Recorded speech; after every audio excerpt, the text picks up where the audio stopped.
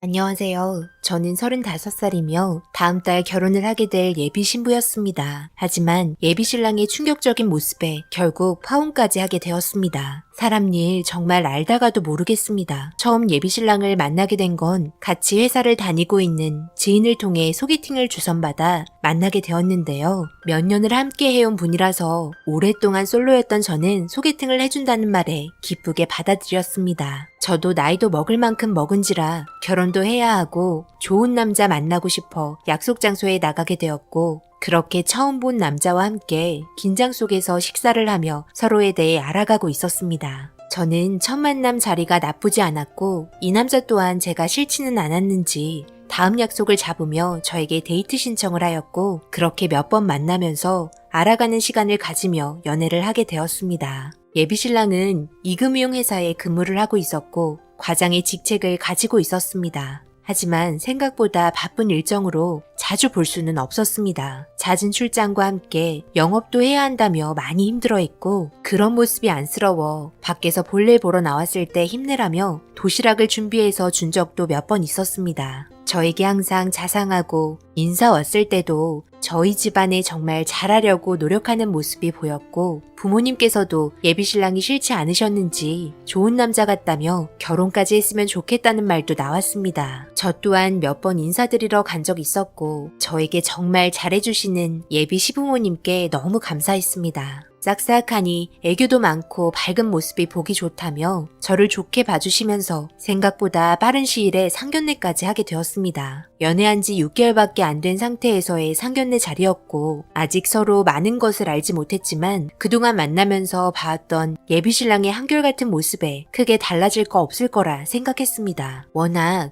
양가 집안 모두 결혼하라며 저희를 밀어줬기 때문에 앞으로 살면서 남자 만날 일 또 언제 있을지 몰랐던 저는 예비 신랑에게 제 인생을 맡기기로 결심을 하게 되었습니다. 그렇게 결혼 준비를 하면서 행복한 날들을 보내고 있었습니다. 나도 결혼을 하는구나 생각하며 결혼식에 관련된 영상을 찾아보면서 매일매일 들뜬 마음을 가지고 있었고, 그런 모습이 사랑스럽다며 저를 안아주던 예비 신랑은 제가 알지 못한 또 다른 모습을 숨기고 있었습니다. 최근 들어 부쩍 바빠지게 된 예비 신랑은 회사에서 있는 시간보다 밖에서 있는 시간이 많았고, 퇴근 또한 늦게 하면서 피곤해하는 모습에 얼굴 보고 싶다는 말을 차마 할 수가 없었습니다. 한가할 시기를 기다리며 신혼집에 들어갈 가구들을 알아보고 있었습니다. 그런데 예비 신랑을 소개해준 회사 동료가 늦은 저녁 집 근처에 왔다며 잠시 대화를 원해 만나게 되었습니다. 늦은 저녁 무슨 일로 보자고 한 거예요? 회사에서 이야기하면 되지. 심각한 이야기인 거예요? 그게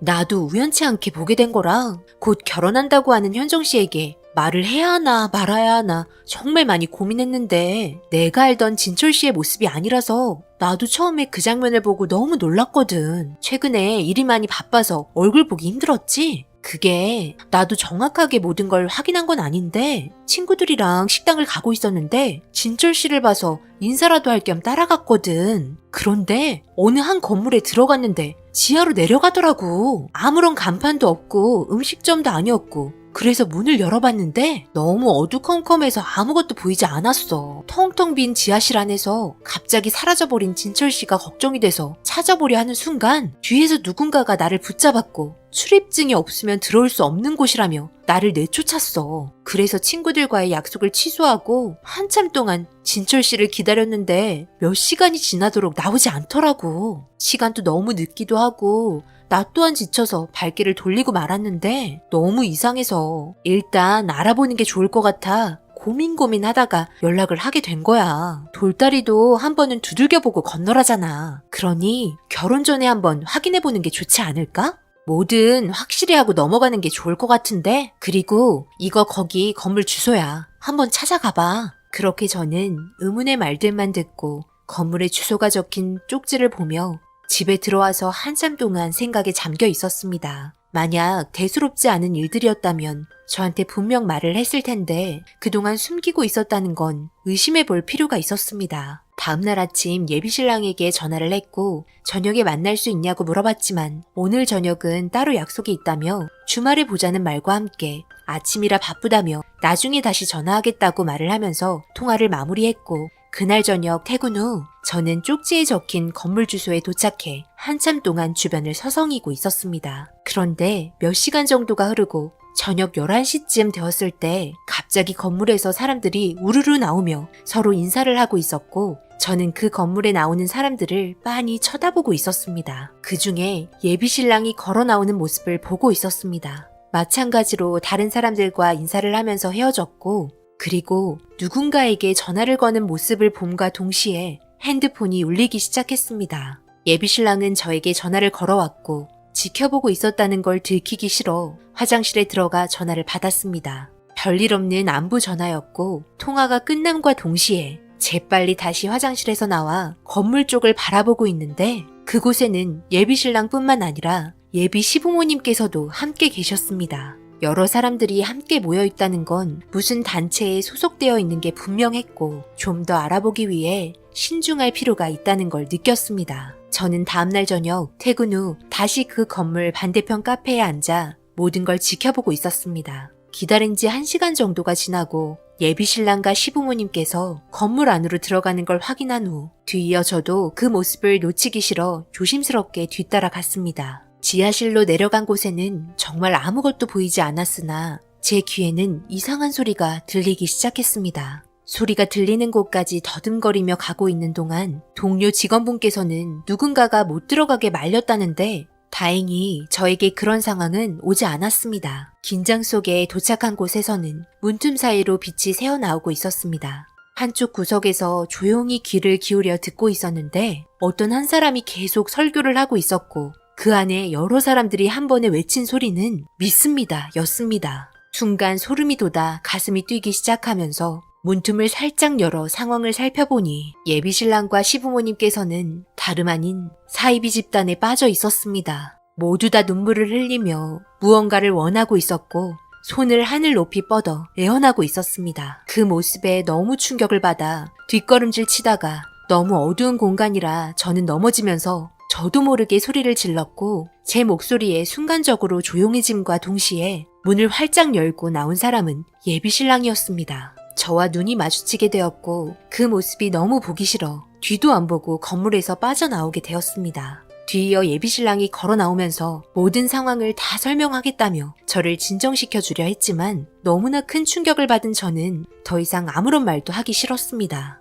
예비신랑은 제가 생각하는 그런 나쁜 게 아니라며 정말 순수한 집단이라는 말과 함께 저도 알아보면 좋은 곳이라면서 저를 강제로 건물 안으로 다시 끌고 들어가려고 했고 많은 사람들 사이에서 다투게 되고 말았습니다. 왜 그동안 나한테 숨겼던 거야? 어차피 결혼해서도 알게 되는 거 아니었어? 결혼하면 나도 자연스럽게 끌어들일 생각이었지? 그런 거 아니라니까. 네가 생각하는 이상한 거 아니야. 그냥 우리는 뭐든 하는 일이 잘 되게 해달라고 빌고 있었던 것 뿐이라고. 원하는 걸 얻으면 좋은 거잖아. 안 그래? 그런 건 누구나 다 가지고 있잖아. 나랑 들어가서 인사만 해보자. 그럼 알 수 있잖아. 뭔 소리야. 누구나 그렇지 않거든? 원하는 거? 노력해서 얻으면 되는 거지. 이상한 동상을 세워놓고 원하는 걸 말하면 주는 게 말이 된다 생각해? 그런 생각을 가지고 있는 자체가 문제 아니야? 나는 이런 집단에 소속돼 있는 사람이랑 결혼하고 싶지 않아. 분명 나한테도 정신적으로 문제가 생길 게 뻔하다고. 평범한 사람을 원하는 거지. 이런 식으로 이상한 단체에 빠져있는 사람한테 내 인생을 맡길 수는 없어. 나를 사랑한다면 진철 씨가 그 집단에서 당장 나왔으면 좋겠어. 나는 그럴 수 없어. 우리 부모님도 함께하고 있기 때문에 나 혼자 결정할 수 있는 문제가 아니야. 너가 우리 집단에 대해서 알아볼 수도 있는 거잖아. 여기 있는 분들 좋은 사람들이야. 나를 봐봐. 내가 나쁜 사람처럼 보여? 6개월 동안 나를 봐놓고도 정말 모르겠어?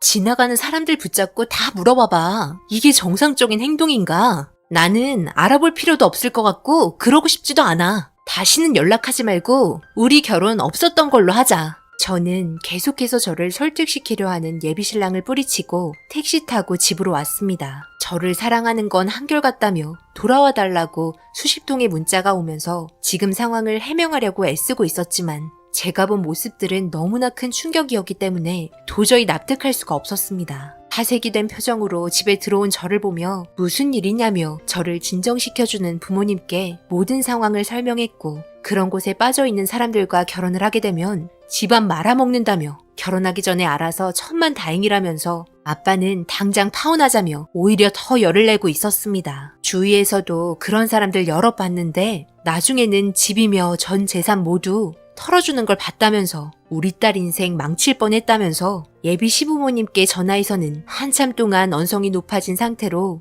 대화가 오고 갔고 결국 파혼 결정을 하게 되었습니다. 마지막으로 예비 신랑한테 문자가 온 내용은 제가 너무 오버한다는 말이었습니다. 이런 문제 또한 자기는 사랑으로 헤쳐나갈 수 있다며 이해 못해주는 제가 너무 원망스럽다는 말을 하면서 진정이 좀 되고 다시 진지하게 대화할 시간을 가졌으면 좋겠다는 말을 하면서 저에게 그동안 사랑했다는 말로 끝맺었습니다. 저를 그동안 사랑하고 있었던 건 맞는 걸까요? 괜찮은 곳이었으면 여태까지 숨길 필요가 있었을까요?